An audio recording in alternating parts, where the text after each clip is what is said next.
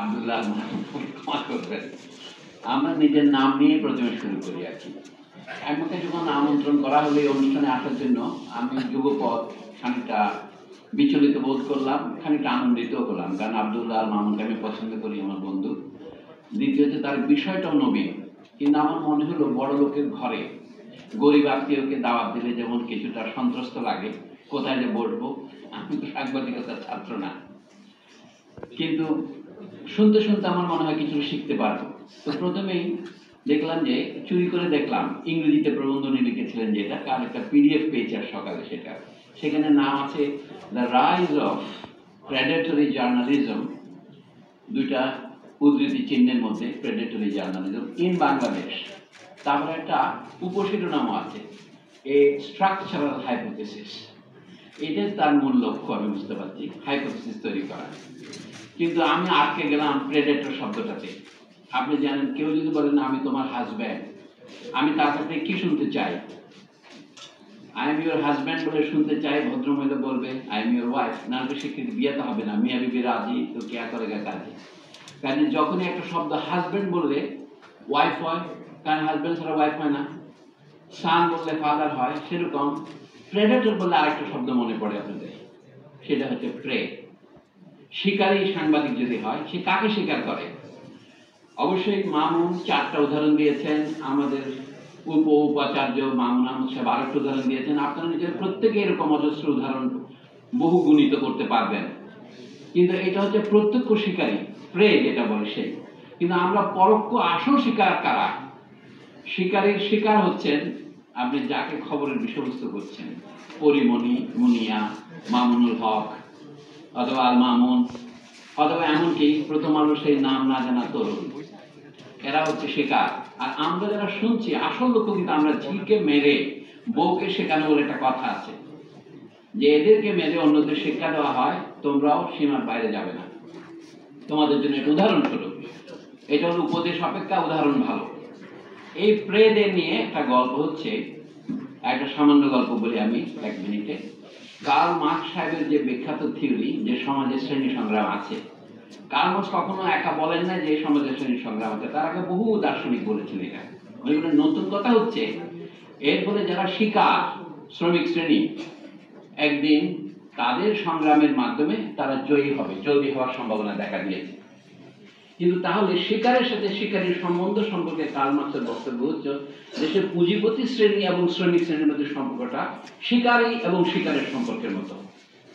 এটা মার্কস মারা যাওয়ার বহু বছর পরে কেমব্রিজের এক অর্থনীতিবিদ, তার নাম রিচার্ড গুডউইন, গুড মানে ভালো, উইন মানে জয়ী, ভদ্রলোকের একটা থিওরি আছে, প্রেডেটর প্রে মডেল। উনি একটু সামান্য অঙ্ক করে, যারা অঙ্কের ছাত্র তারা জানেন, কিন্তু ডিফারেন্সিয়াল ইকুয়েশন দুটো লিখেছেন। দেখি যে ধরেন পুকুরে উদ আছে, উদ হচ্ছে শিকারী। উদের সংখ্যা যখন বেড়ে যায়, যে বাংলাদেশে যখন কর্পোরেট হাউসগুলো বেড়ে গেছে, তখন মাছ মরে থাকে, মাছ ফুরিয়ে যায়, পুকুরের মাছ তো খেয়ে ফেলবে সব। এরপরে এমন একটা সময় আসে উদের সংখ্যা কমতে থাকে, কারণ খাদ্য না পেয়ে উদ মারা যেতে থাকে। কিন্তু উদ যখন মরে মরে কমে যায়, তখন আবার লালন ফকির বলছিলেন না, আমার গান আসতেছে মাছের পোনা লাহা, আবার মাছের পোনা বাড়তে থাকে। এটা মজার একটা থিওরি আছে, চিজ এন্ড দি ওয়ার্ম। আপনি যদি চিজ ফেলে রাখেন, তার মধ্যে পোকা জন্মায়, তো এইভাবে আবার মাছের সংখ্যা বাড়তে থাকে। সোজা কাহিনী হলো, যে হারে উদ কমবে সেই হারে, বিপরীত হারে মাছ বাড়বে। কিন্তু মাছ যখন আবার বাড়বে, নতুন জায়গা থেকে উদ আসবে, মাছ খাওয়ার জন্য খাদ্যের সন্ধানে আসবে। তাহলে মাছ এবং উদের যে সম্পর্ক, বা উদ কথাটা হচ্ছে মাছের ভিতরে, যে পানির ভিতরে যে থাকে, উদ মানে কিন্তু পানি, যেখানে আমাদের উদর পাতার পঞ্চর, সেখান থেকে, এটাকে ইংরেজিতে হাইড্রো বলে, উচ্চারণ হয় গ্রিক ভাষায় উদ্র, ওই জন্যই। তো এই জন্য মাছের সাথে উদের যে সম্পর্ক, পুঁজিপতিদের সাথে শ্রমিকের সেই সম্পর্ক। এখানে শ্রমিক বলতে আমি শুধু কারখানা শ্রমিক বা গার্মেন্টস শ্রমিক বলছি না, আমরা সবাই যারা চাকরি করি, চাকর যারা, তাদের সাথে এই সম্পর্ক বিত্তবানদের। তো এতদিন আমরা মনে করতাম সংবাদপত্রের স্বাধীনতার শত্রুকে রাষ্ট্র, এটা আমি জানি, কারণ বাক স্বাধীনতার বিরুদ্ধে রাষ্ট্র খড়গহস্ত হয়ে থাকে। সংবাদপত্রের আরেকটা বড় শত্রু যে আছে সংবাদপত্রের মালিকেরা, সেটা এখন ক্রমশ স্পষ্ট হচ্ছে। এইটাকে কি আমরা ফেসিবাদের জমানার আবিষ্কার হিসেবে নেব? তখন আবার প্রশ্ন থেকে ফেসিবাদের জমানাটা কি? ফেসিবাদ শব্দটা আবিষ্কৃত হয়েছে শতানেক বছর হয়, আপনারা জানেন। এটা ইটালিয়ান ভাষার শব্দ। ফেসি মানে হচ্ছে লাঠি বা সড়কির একটা বান্ডল। ফেসি মানে বন্দা বলি আমরা বাংলা, বন। এইটা ইংরেজিতে ফ্যাসিনেটিং বলে একটা শব্দ আছে, তার গোড়া কিন্তু এটাই, যেটা আপনাকে আকর্ষণ করে। এই স্লোগানটা ইতালিতে আসলো এইভাবে, এক নেতা এক দেশ, বেনিতো মুসোলিনি, ইটালি দেশ। এবং এইটার বাংলা অনুবাদ আপনারা শুনতে পেয়েছেন, কখন থেকে শুনতে পেয়েছেন? 1972 পরে শুনতে পেয়েছেন। প্রশ্ন হচ্ছে, ফ্যাসিজম যদি ইটালিতে উদ্বুদ্ধ হয় 1921-22 সনে, 22 সনে তারা ক্ষমতা দখল করে, তার প্রায় 10 বছর পরে জার্মানিতে অ্যাডলফ হিটলার যখন ক্ষমতা দখল করেন, তখনকার সংবাদপত্র পড়লে দেখতে পাবেন তাকে বলা হতো জার্মানির মুসোলিনি। কারণ মডেলটা হচ্ছে ইটালির প্রথম মহাযুদ্ধোত্তরকালের ব্যাকারদেরকে কেন্দ্র করে একটা ইটালিয়ান জঙ্গিবাদ তৈরি করেছে। মাত্র 30-35টা আসনে জয়ী হয়েছিলেন মুসোলিনি। জয়ী হওয়ার পরে তিনি জোর করে ক্ষমতা দখল করেছেন, মার্চ করে। তারপরে তিনি বিরোধী দলকে দমন করা শুরু করেছেন, এবং তখন তিনি নির্বাচন 2024 সনে তার পার্টি আরো বেশি বিজয়ী হলেন। এই জন্য ক্ষমতায় গিয়ে, যেটাকে আমরা কিংস পার্টি বলি, ক্ষমতায় গিয়ে যখন কেউ দল গঠন করে এবং তার মাধ্যমে খানিকটা জনপ্রিয়তার মাধ্যমে অন্যদেরকে দমন করে, সেটা হচ্ছে আদি ফেসিবাদ। আমরা বাংলায় বলতে পারি ধ্রুপদী ফেসিবাদ। কিন্তু ইউরোপীয় রাজ্যগুলি চলে যাওয়ার পর আমাদের এখানে যারা নব্য শাসক যারা হয়েছেন, তাদের ফেসিবাদটাকে এখন বলা হচ্ছে পরবর্তীকালের বিলম্বিত ফেসিবাদ। আপনি বলছেন না কিন্তু পোস্ট ট্রুথ বলছেন, কিন্তু পোস্ট ফ্যাসিজম বলছেন না, এটা হলো লেট ফ্যাসিজম। এখন আমাদের দেশে ফ্যাসিজমের জমানা কথাটা মানে ব্যবহার করেছেন খুব সুন্দর, কিন্তু মামুন ইংরেজিতে যা লিখেছেন বাংলা কিন্তু একটু পিআইবির কল্যাণে সামান্য করে বদলে নিয়েছেন। ইংরেজিতে ফ্যাসিবাদের জমানার কথাটা নাই, শুধু rise of predatory journalism in Bangladesh structural hypothesis, আর বাংলায় হচ্ছে ফ্যাসিবাদের জমানায় শিকারী সাংবাদিকতা। কথাটা খুব সুন্দর, কাব্যিক, এর মধ্যে একটা কবিত্ব আছে বোঝা যাচ্ছে। কিন্তু শিকারী সাংবাদিকতার উদ্ভব এবং বিকাশ তিনি বলেন নাই। এখন আমাদের মধ্যে যারা এখানে পণ্ডিত আছেন, ঢাকা বিশ্ববিদ্যালয়ের জার্নালিজম বিভাগের অধ্যাপক একজনকে দেখতে পাচ্ছি, কিন্তু জার্নালিজম বিভাগকে দেখতে পাচ্ছি না আমি।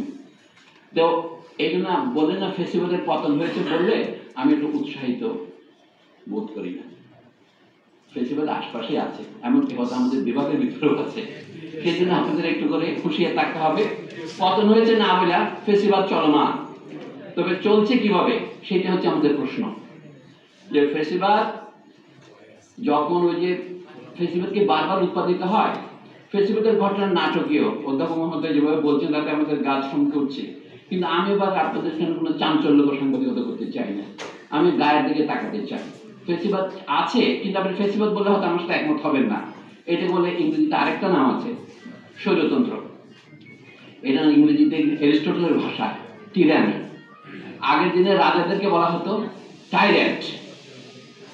এই টাইরেন্ট থেকে টিরানি কথাটা আসছে, যে জন্য এই যে আপনাদের এখানে একটা ঘড়ি আছে, দেখেন এটা ডায়ালটা দেখেন, সবগুলো ইংরেজিতে।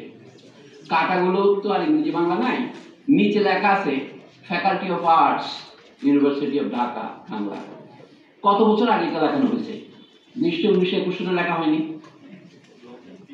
হ্যাঁ, তো এই যে লেখা হচ্ছে 2003 থেকে এই পর্যন্ত ঢাকা বিশ্ববিদ্যালয়ে, এইখানে দেখেন ইংরেজি আরসি মজুমদার, এটা ইংরেজি স্টাইলে বললো। আরসি মানে কি? বাংলা একটা শব্দ রমেশ চন্দ্র, ইংরেজিতে আবার দুটো হয়ে গেল, রমেশ এবং চন্দ্র। আবার আর্টস অডিটোরিয়াম, এখান থেকে আর্টস ফ্যাকাল্টি। এটা কিন্তু কারো চোখে পড়ছে না, কারো কাছে এটা আমি তো বলি যে এটা ফ্যাসিজম, আপনারা আমাকে এখানে বের করে দেবেন, কারণ আপনার চিন্তায় হচ্ছে না। কিন্তু এটা হচ্ছে প্রতিদিন ফ্যাসিজম পুনরুৎপাদিত হচ্ছে। বাংলাদেশের রাষ্ট্রভাষা বাংলা, এখন যে অকার্যকর সংবাদ কি বলে এটা সংবিধান, এই সংবিধানও লেখা ছিল রাষ্ট্র প্রজাতন্ত্রের রাষ্ট্রভাষা বাংলা। এটা বাতিল করে আপনারা যে রাষ্ট্রভাষা ইংরেজি ঘোষণা করেন, আমি প্রতিরোধ করতে পারবো না। সেটাকে আপনারা কি বলবেন? বলবেন এলিটিজম, ইম্পেরিয়ালিজম, ফ্যাসিজম তো বলবেন না। কিন্তু বাংলাদেশে ঢাকা বিশ্ববিদ্যালয়ে অডিটোরিয়ামের নাম, মানে যেন বাংলায় অডিটোরিয়াম কথাটা আমরা পারি না। ঠিক আছে, দেখেন আচ্ছা প্রেস কি? সব জায়গাতে প্রেস। যেমন আমরা যে প্রতিষ্ঠানের নামে সংবাদ করছি, এটা ব্যক্তি সমালোচনা হিসেবে বলছি না, প্রেস ইনস্টিটিউট বাংলাদেশ, পিআইবি। তো প্রেসের কি অনুবাদ করবেন? Press club. অনুবাদ করার দরকার নাই, অফিস যেমন করি না, টেবিল যেমন করি না, প্রেস রাখা যায়। কিন্তু এই যে অকার্যকর আমাদের সংবিধান, তাতে লেখা হয়েছে কি ফ্রিডম অফ দি প্রেসের অনুবাদকে লিখেছে সংবাদপত্রের স্বাধীনতা। ওটা ভালো লাগে না, লিখছে সংবাদ ক্ষেত্রের স্বাধীনতা, কারণ পত্রের সাথে অন্যান্য জিনিস আছে। আপনারা যেটা নাম দিচ্ছেন এখন মিডিয়া। জার্মানির কবি গেটের কথা আমি বহুবার বলেছি, কারণ আমার তো কথাবার্তার স্টক কমে গেছে, এখন একই কথা বারবার বলতে হচ্ছে। সেটা হচ্ছে যে মাত্র একটি ভাষা জানে সে কোনো ভাষাই জানে না। কথাটা আক্ষরিক করতে নিলে আপনারা কষ্ট পাবেন মনে। আপনি তো অবশ্যই একটা ভাষা জানেন, সেও ভাষা জানে, কিন্তু ভাষা কি এটা বুঝতে হলে অন্তত দুটো ভাষা জানা দরকার। এই জন্য বলেন, যখন ইংরেজি আর বাংলা অনুবাদ করা শুরু করেন তখন টের পান কোথায় আমাদের সীমা, কোথায় আমাদের শক্তি।